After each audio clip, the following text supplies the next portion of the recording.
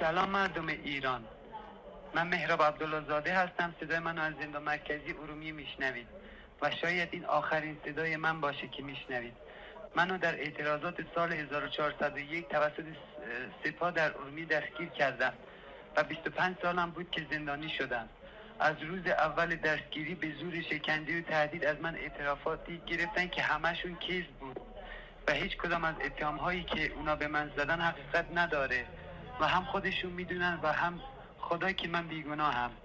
مردم عزیز ایران، هموطن‌های غیورم، شاید نتوانید منو درک کنید و حتی تصور کنید که چه سختی‌هایی کشیدم. من 42 ماهه که زیر حکم اعدامم، حکمی که حتی به سنگ هم بدید اونو آب میکنه.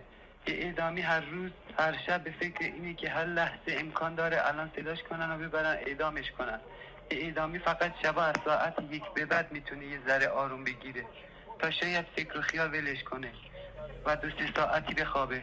درک کردن این شرایط براتون خیلی سخته. به خدا اونی که توی خیابون میمیره خیلی براش بهتره تا اینکه 42 ماه میلیون ها بار بمیره و زنده بشه. امروز نوبت منه، فردا نوبت یکی دیگه است و پس فردا ممکنه یکی از عزیزان خودتون باشه. بی تفاوت نباشید، عادی سازی نکنید، صدای منو به گوش کل مردم دنیا برسونید. مردم سربلند کرد، همشهریان عزیزم، اولین جرم من کرد بودن من است. تا روزی که زنده هستم به کرد بودن خودم افتخار میکنم و خیلی بهتر از شما میدونم که چه سختی های زیادی کشیدید و همیشه طرف حق بودید و هستید. این بار هم از حق من دفاع کنید و نگذارید به ناحق طناب دار را به گردن من بیاندازند و پدر و مادر پیرم داغدار من بیاندازند و پدر و مادر پیرم داغدار بشن.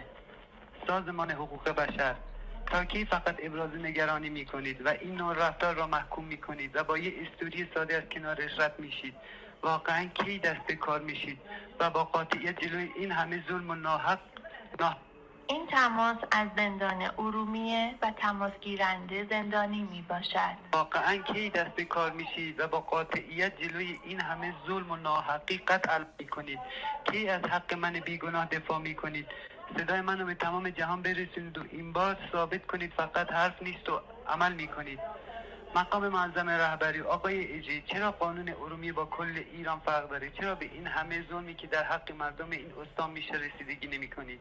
اینجا در حقیقت هر روز جنایت میشه علیه این مردم. خیلی راحت برای من و امثال من پرونده سازی میکنن و راحت تر از اون حکم میدن و با این حکم زندگی خانواده های زیادی نابود میشه. اینجا اولین سوالی که موقع دستگیری ازت میپرسن اینه که کردی یا ترک و به خاطر کرد بودن ما مجرم شناخته میشیم.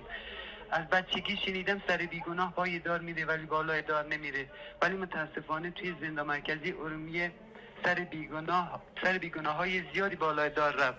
اگه واقعا به عدالت ایمان دارید و مردم کشور برای شما مهم و محترم هستند، حقو به حقدار برسونید. اگر جرمی مرتکب شدم حاضرم در ملأ عام اعدام بشم.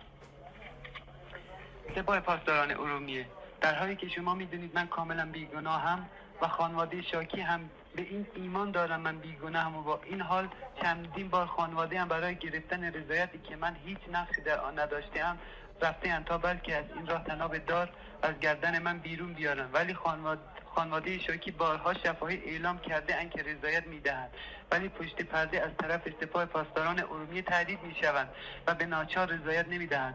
چه خصومت شخصی با من دارید؟ چرا راحت برای من پرونده سازی کردید و اجازه ندادید هیچ کدام از قضات عادلانه قضاوت کنند و من بیگناه و قربانی پرونده‌ای کردید که کوچکترین مدرک و فیلم و عکس علیه من ندارید و به خاطر متواری بودن متهمی من قربانی این پرونده شدم. پدر مادر عزیزم، خواهر و برادرای گلم، شما خیلی برای من زحمت کشیدید و این 4 سال یک روز خوش نداشتید. من افتخار میکنم که بیگناهم و شما هم سرتون رو بالا بگیرید، چون شرمنده کسی نیستید، چون در حق کسی بدی نکردم، جهان کسی رو بدبخت نکردم، مردانه زندگی کردم و همه شما رو دوست دارم و جاتون توی قلبمه.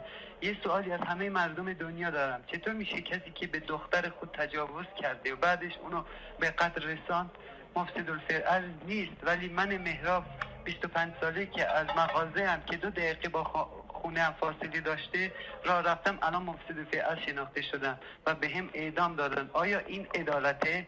کلام آخر: من بیگناهم، برای من پرونده سازی شده، صدای من باشید. و صدای منو به کل دنیا برسونید. اگر با مردن من مشکلات همه شما حل میشه و زندگی شما شاد میشه، دوست دارم بمیرم. این تماس از زندان ارومیه و تماس گیرنده زندانی می باشد. هموطنان عزیزم، دوستتون دارم. به امید آزادی، مهراب عبدالله زاده.